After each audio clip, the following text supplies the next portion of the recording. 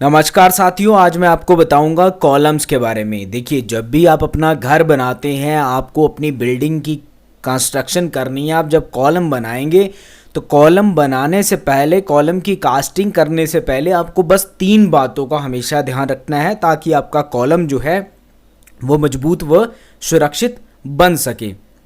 सबसे पहला आपको कंक्रीट रेशियो का ध्यान रखना है, दूसरा आपको कंपैक्शन का ध्यान रखना है और तीसरा आपको क्लियर कवर या फिर कवर ब्लॉक्स का ध्यान रखना है। साथियों, मैं हूं अविनाश शर्मा। एक बार आपका फिर से स्वागत करता हूं आपके अपने यूट्यूब चैनल पॉजिटिव बिल्डर्स में।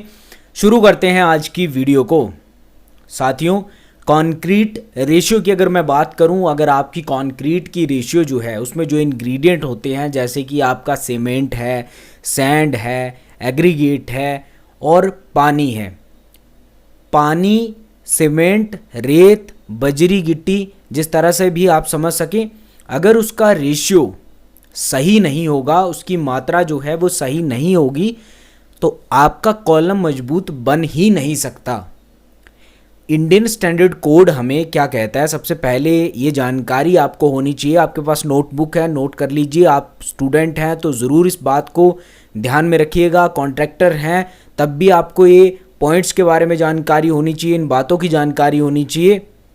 देखिए, जब भी आप जो है वो कॉलम्स बनाते हैं तो आपको आरसीसी स्ट्रक्चर में, ऐसा इंडियन स्टैंडर्ड कोड में कहा गया है, आरसीसी स्ट्रक्चर में आप M20 से नीचे ग्रेड की जो है वो कंक्रीट रेशियो का इस्तेमाल नहीं कर सकते।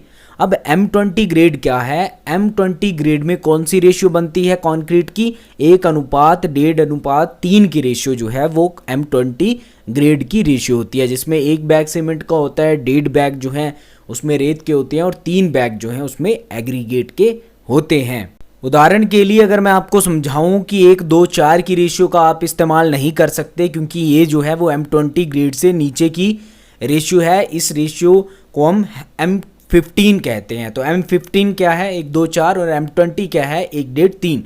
तो M15 जो है वो कम हुआ M20 से, इसीलिए हम जो है वो M20 से नीचे की रेशियो का इस्तेमाल जो है 1:2:4 रेशियो का इस्तेमाल नहीं कर सकते आरसीसी स्ट्रक्चर में।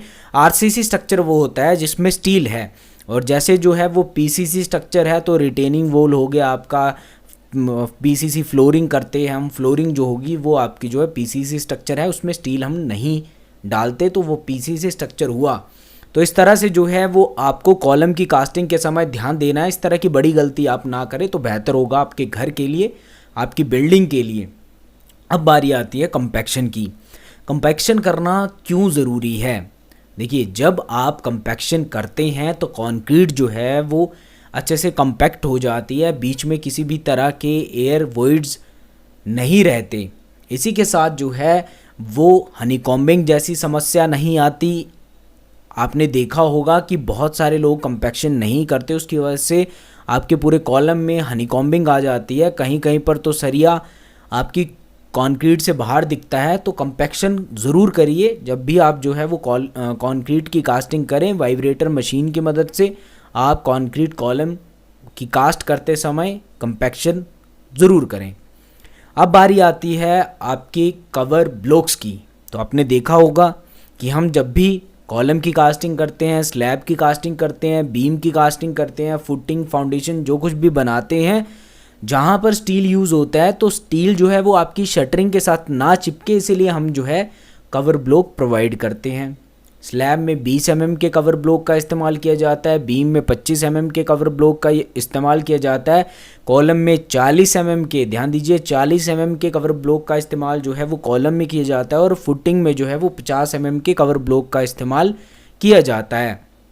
तो जब भी आप जो है वो कॉलम की कास्टिंग करें तो 40 mm के कवर ब्लॉक लगाइए, उसके बाद जो है वो कास्टिंग करें। इसका फ़ायदा ये होता है कि आपकी पूरी की पूरी शटरिंग जो है वो पोजीशन में रहती है, और साथ ही साथ जो है वो आपकी कॉलम में जो स्टील है वो भी पोजीशन में रहता है, और कॉलम में जो आपकी कंक्रीट कवर है, अच्छे से कंक्रीट जो है वो पूरे स्टील के चारों तरफ कंपैक्शन उसकी आसानी से हो जाती है और काफ़ी मजबूत कॉलम बनता है।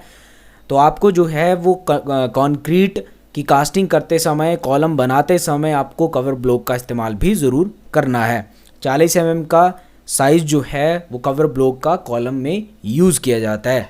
अगर आज की जानकारी जो है वो आपको अच्छी लगी हो तो आप जो है वो पॉजिटिव बिल्डर यूट्यूब चैनल को सब्सक्राइब कर सकते हैं, बेल आइकन को प्रेस कर दीजिए ताकि इस तरह की महत्वपूर्ण वीडियो और जानकारी आपको समय पर मिलती रहे।